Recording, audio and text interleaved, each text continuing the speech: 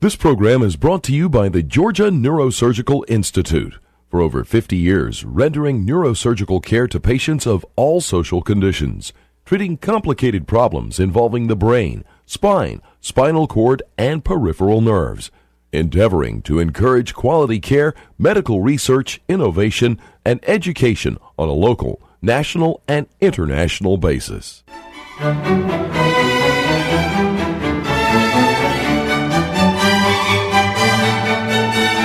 Sam Robinson. It's my pleasure to have with us tonight a new person in this part of the world, who's going to make a great difference, I think, to the care of people in the Middle Georgia area, and this is Dr. Igor DeCastro. Welcome, Igor. Thank you. Thanks for having me, Dr. Robinson. Actually, it's my pleasure, being here and get busy from the very beginning. So I moved on the 28th December last week, and I start to work on the 2nd, and already did surgery today, so it's going good. Well, great. So, we talk about a lot of things on our little TV show here and many adventures that happen in the world, but you've certainly had your share of adventures. Yes, sir, I did. You've come here as a neurosurgeon, and you started your life in Brazil. Is that right? Well, yes, I did my med school in Rio, and after my med school, I just went and did residency in Brazil. Yes.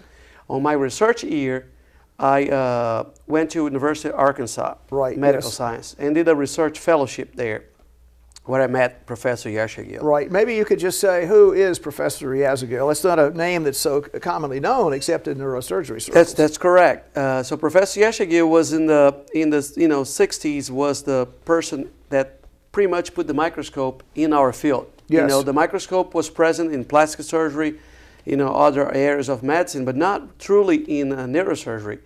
And he came to Vermont, Burlington, Vermont, and learned with a plastic surgeon how the microsurgical techniques were developed. And he went back to Zurich, and there he introduced, the microscope in the brain. So it was a big thing in our So he's like, as far as neurosurgery goes, he's a founding father. The respect that he has around the world is extraordinary. Probably the father of the microneurosurgical part. Which is really what we do, pretty much. And an interesting thing is he was a really hard-working guy, and in Zurich, the story was that it's in Switzerland, the mountains are there.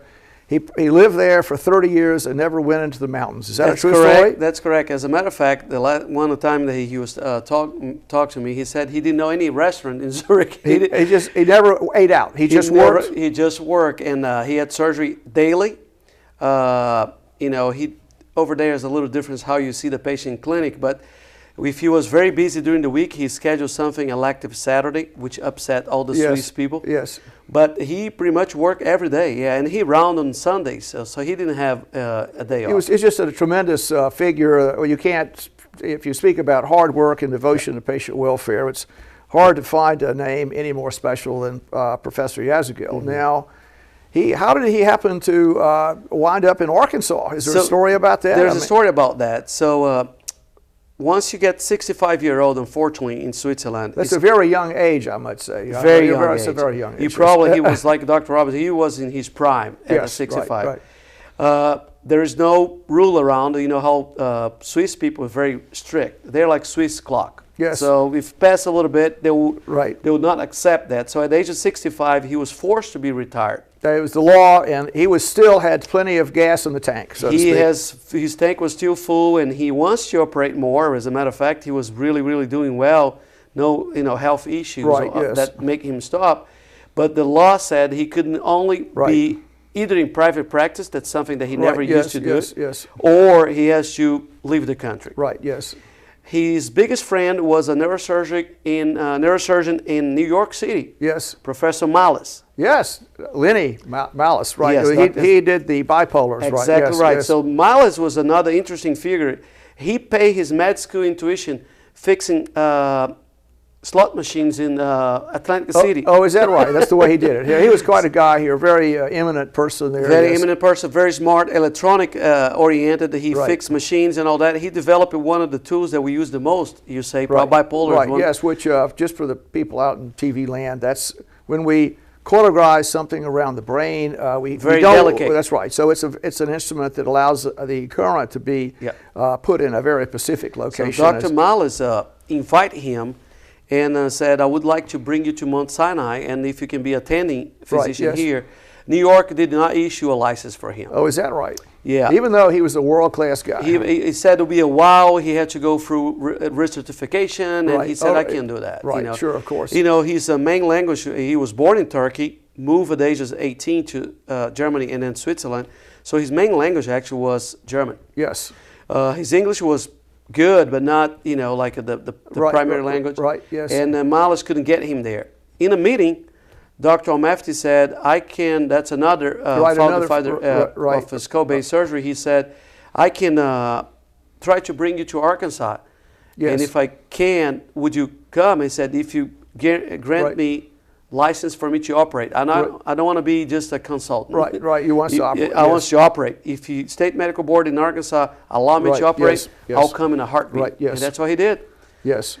So while he was there was a meeting in Brazil. The Brazilian honor him as the neurosurgical of the century. Yeah, so and his resume was just loaded with such honors. He was a very eminent person, did extraordinary things. So Cushing was the first 50 years, and Yashigi was from 1950 to 2000. Wow. That meeting in Brazil. Now, is it still an opening for this 20? So Igor, be on the lookout for that, okay? Thank you. But yeah, so my chairman in Brazil, in the future he will come to visit GNI, Professor Landero.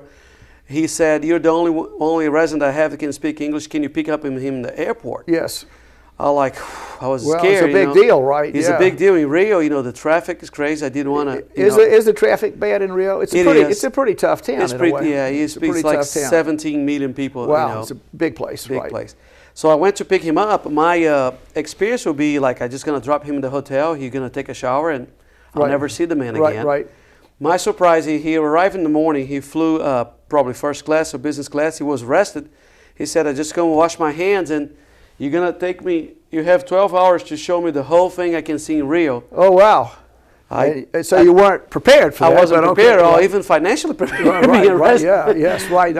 too many. I called my chairman, and he said, do you have money? I said, a little bit. I said, okay, use your credit card, and I'll reimburse you later. Take him anywhere he wants. He's probably going to see a lot of museums. Right. And take him to a nice restaurant, healthy food. Don't make him sick. Right. That would be a bad thing. Right, yes. It would be a bad thing. So we had a long day. It was beautiful because he wants to see the museum built by his friend Niemeyer, which is a big architecture in Brazil. Right. Niemeyer actually is the architect. Did he do Brasilia? That's correct, Dr. Robinson. He did Brasilia. And so a comment about Brasilia. Brasilia is the Brazilian capital. Originally, the capital of Brazil was in Bahia and then moved to Rio. What's the capital of Brazil? And then in the 60 or 50, a president had a dream to bring the capital to the countryside. Yes. So that was done as a planned city, completely planned by the architect named Niemeyer. Right, yes. You're correct. So Niemeyer's brother was a neurosurgeon. Oh, really? Paulo Niemeyer was his neurosurgeon, friend of professor. He said, let's go and see his museum. Took him to the museum, took him to a restaurant. At the end of the day, I took him all the way to the Christ the Redeemer. Oh, yes, right on top, the famous statue there. Famous statue in Brazil. And can you just tell the people in TV land about the statue? It's a huge it's a huge statue. It was built, I think, in the 30s, if I'm not mistaken, and is made of, limestone. Yes. It's huge. It was, I think it was Donate. I can't remember the name of the person, but this is the landmark of Rio. And so if you see it, you just think of Rio, and it's a very beautiful. You can see it from the highest point in the city, so from everywhere you can see the statue up in the mountain. So it's an iconic thing, and so you took him there. Yes. Took him there to watch the sunset. The weather was beautiful, and at the end of the day, he said, just extending some questions. Slowly he kind of questioned me about neurosurgery, about anatomy, about this. Yes. That's the only thing he talk about it that day. He said, I don't want you to waste any time. You have to come with Little Rock with me. Right, yes. I like... Wow, this out of the blue. Yes. Exactly. I wasn't prepared for that either. Right, yes. So he said, in his mind, the only thing that matters is what he says. He doesn't care about that was in residency, that was the chief year. Nothing. He said, you tell your chairman that I'm telling you that he has to buy a ticket for you to come back Friday with me. Oh, wow. So that gave me, I think, 4 days. Now, were you married at that point? No, I wasn't. You weren't. That was at least one good thing. Yeah, right. so that was a good thing. I wasn't married. He said that you're going to spend the whole month of December with me, which in Rio the temperature would be 110. Right. In Arkansas it would be 40. It was pretty nippy there, kind of like Macon tonight, I think. Yes, kind of like Macon tonight. So you spend the whole month of December. I'm going to check you out, and if you do well, I want to bring you over. Wow, yeah. wow. So we spent the whole month of December. It was kind of very, very exhausting. Now, was he working at Christmas? I mean, did he take any time off? He took some time off in respect of the nurses. You know, Right, he's right. a scrub nurse, is his wife, but his circulator is a Christian nurse. Yes, so, right. You know, he's a very, he was born in Turkey. He doesn't have like, you know, any religion preference, but he's very, very good in empower women. Yes. So, you know, he's like, you know, his wife was his everything. Was his Right, cook, right. was his driver, was his scrub tech, and he didn't make anybody work at Christmas. Right. No, So at least he took a day or two. he took off, a day. yeah. I took a day. Off. And then, so when I left, you know, I have to, like, you know, adjust my life in Brazil to see when can I, you know, go to Arkansas. Yes. And so then in Brazil there is a military service, Yes. which is mandatory. I didn't know that. Is that right? So It's if you're, mandatory, yeah. everybody You can- in Brazil, At all the the age of- guys? at the age of 18, you can come out and do the military service later on if Yes. you're a physician, engineer, veterinarian, pharmacist, Right. or dentist. So Yes. you can do as a profession. Right. So what I choose to do is doing 2 years after I finish residency. Right, yes. So I went to the Air Force Hospital for Yes. a couple of years.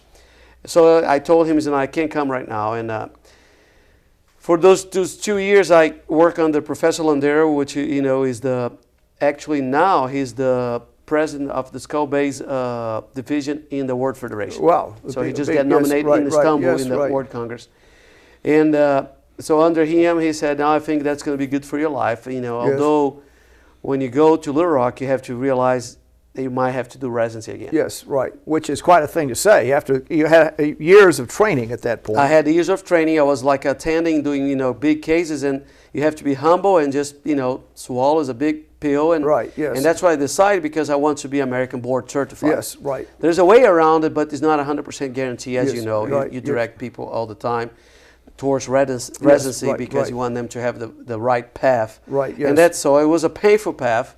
Yes. In my last year, the chairman get fired. Another chairman get hired, Dr. Day. Yes. During 11 months, I had only 3 attendings on the staff, Yes. including Professor Yashagir was 85. 85, he was still at it. Is that Still right? at it.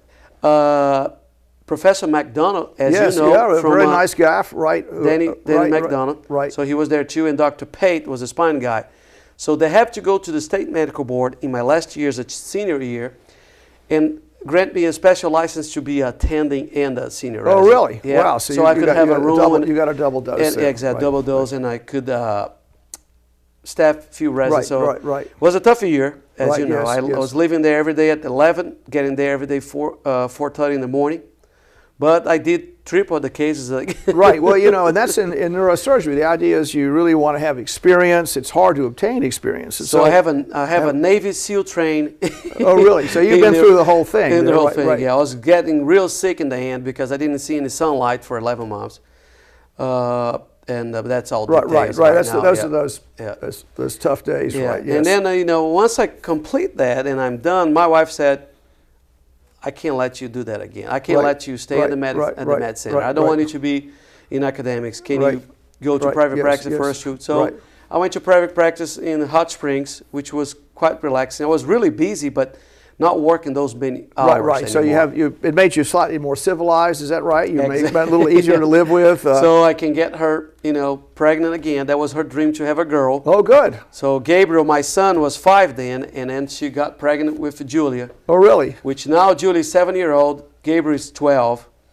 They're both happy to be naked. Well, that's great, and we're happy to have you here after that extraordinary bit of Yeah. experience. They both started Stratford today. Oh, they're- good, First good. day of school, no break for them either, and that's the story. And then I worked during residency with Dr. Rowe, which is yes, right. Who's here? Right, he's one of our partners in our group, and quite a superior person, is he not? Yes, and Dr. Rowe, I kind of rub him on the right side. I can say that. Right. That's a good thing. It's a good thing. He really liked him from the very beginning, and he's an outstanding teacher, and he's a more outstanding human being. Yeah, he's really a very nice guy and a very moral person. Very moral. I mean, as a matter of fact, I don't want to go in details, but my department, they work through Christmas. They have that, way to do things. And on the Christmas Eve, every year, Dr. Rowe reached to our pocket, me and my senior resident, Mark Smith, and he put in there 2 tickets for the movie theater and Outback gift card. Oh, really? When you're in residency, that's going a huge deal. Yeah, it's a huge deal. So we have a time off, a date with my wife in the movie. Well, it's good. It's good. Went to the restaurant. And you can't forget those things. Right. That's a great story, isn't it? Once I start to get bored, because I really miss what you do here, Dr. Robinson. I miss the research. I miss the med students. I miss the academic environment. Right. And I was not quite ready to go to a full academic yet. Right. So I called Dr. Rowe, and I came and met you, and it was love at first sight. Well, so I said, if all the research and the traveling that Dr. Robinson does and spread a good word all over the world, he's been in the 5 continents presenting papers and lectures. I said that's the path that I want. I have a good relationship with the Brazilian Neurosurgical Society. Yes. And a good relationship with the Portuguese Society in Portugal, which is very small. Yes, right. It's the mother country of Brazil. It's the mother country of Brazil, colonized us. But the interesting thing that right away they invite, the Portuguese Society invite me, I shouldn't say in that order, invite Dr. Robinson and I for the meeting. It's going to happen there in April. So we're very excited. It's going to be the world meeting in Porto, which is the second biggest city. The first biggest city is Lisbon, which is the capital.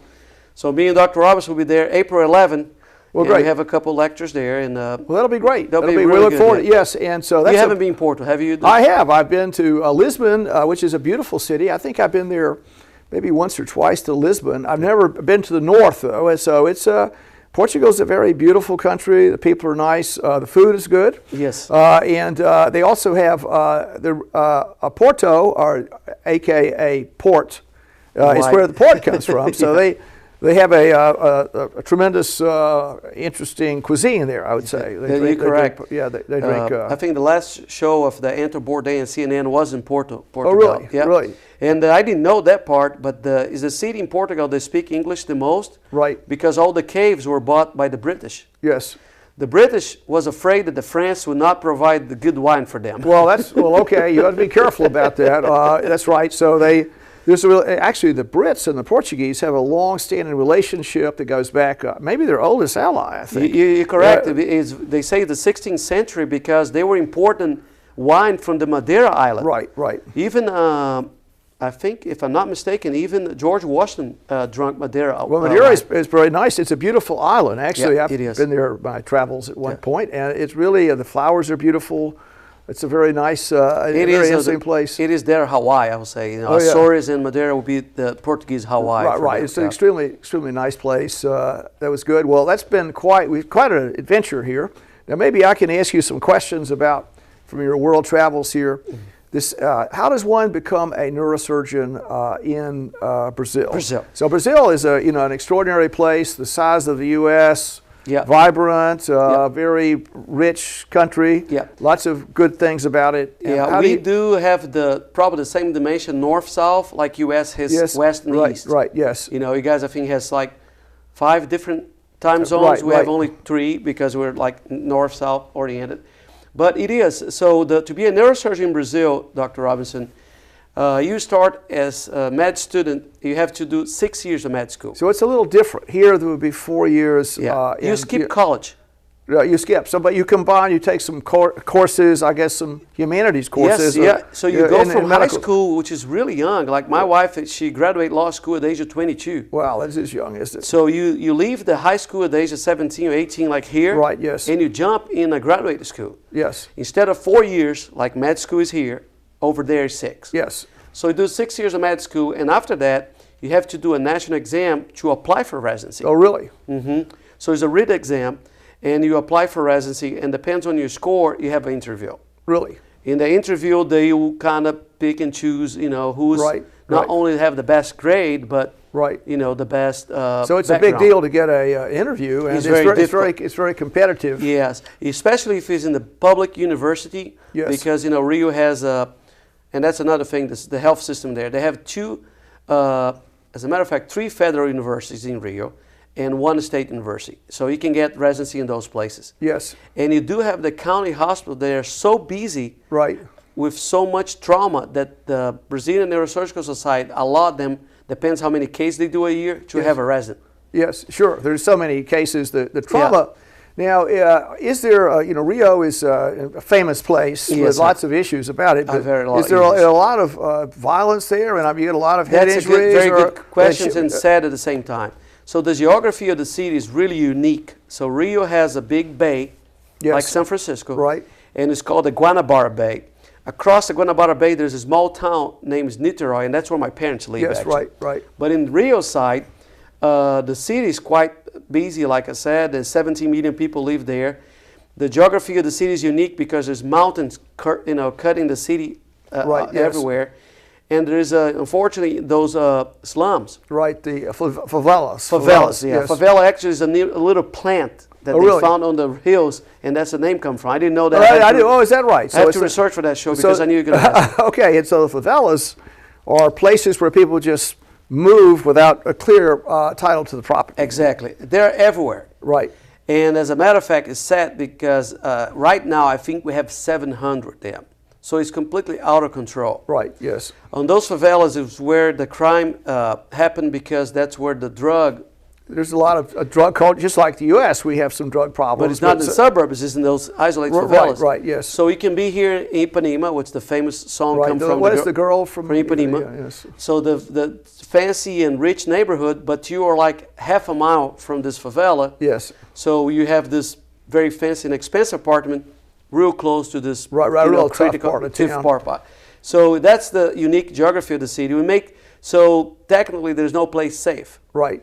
Normal people even drive armored car. Really? Yeah, which is sad, but the crime is some way out of control. Yes. And they're trying their best to get, And so there's a lot of violence and a lot of gunshot wounds, possibly. A lot of gunshot wounds, like the normal and the regular citizen cannot have a gun. Oh, really? So the gun laws are really hard on the normal citizen, but as you expect, in the criminals get the guns, right? Yes. Criminals get full automatic AK-47 and M16s and AR-15. So they have rifles, they have machine guns, but a regular citizen cannot have a gun.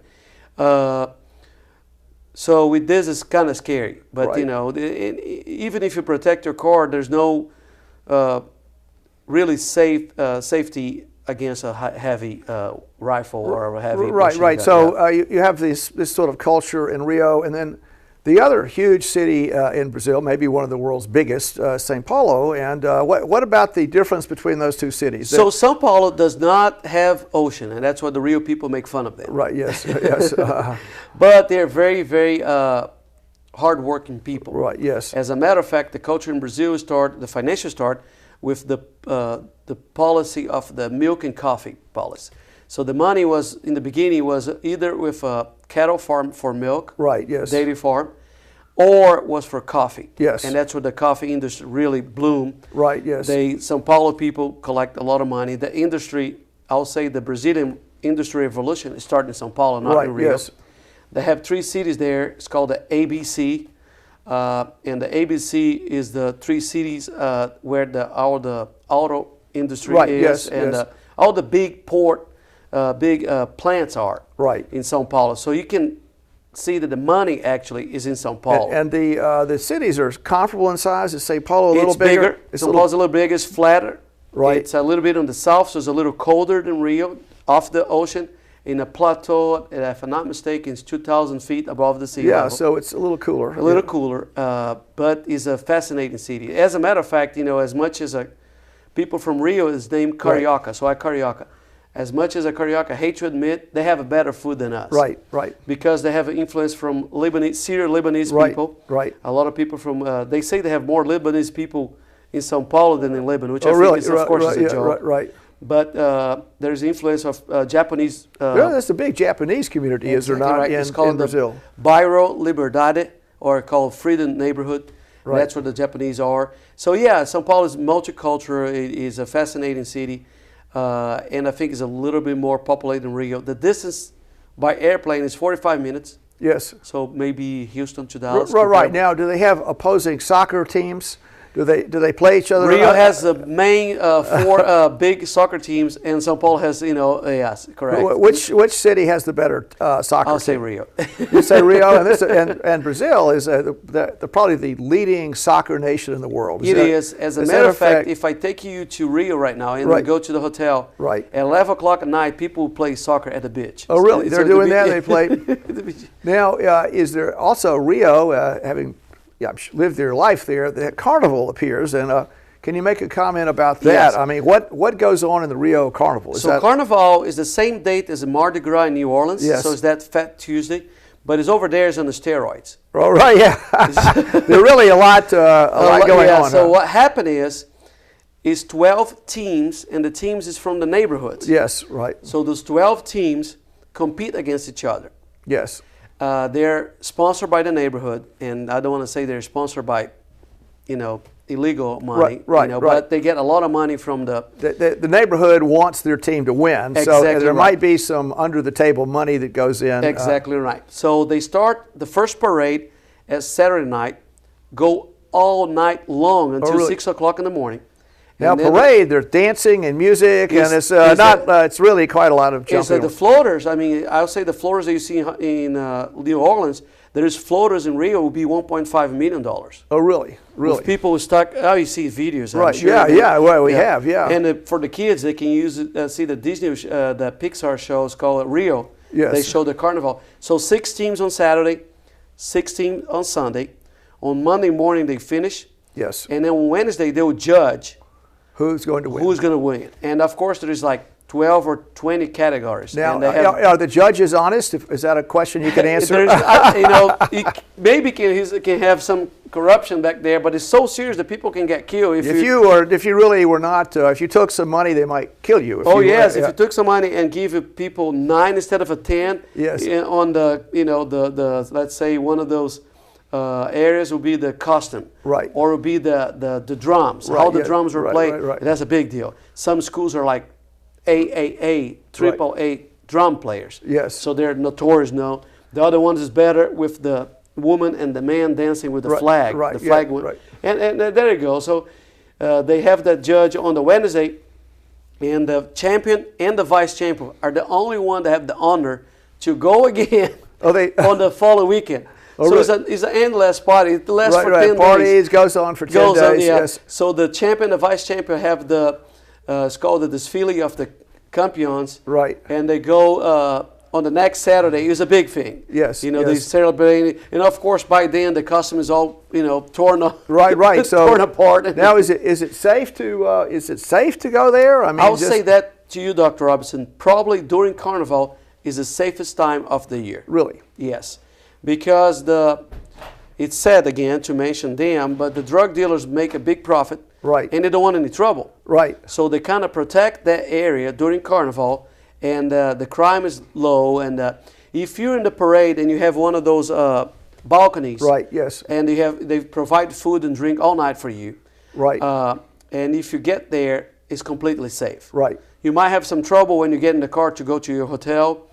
Not necessarily you can, make to the hotel, because I don't think people like you and me, we can stay up all night anymore. Well, that's right. Now, on that note, Igor, it's been great to talk to you, and welcome to this part of the world. And I know you're going to do a lot of good work helping the citizens in this part of the world. Thanks for having me. And so it's great to talk to you tonight. Thank you so much. Thank you. Thank you. Appreciate it. Thanks.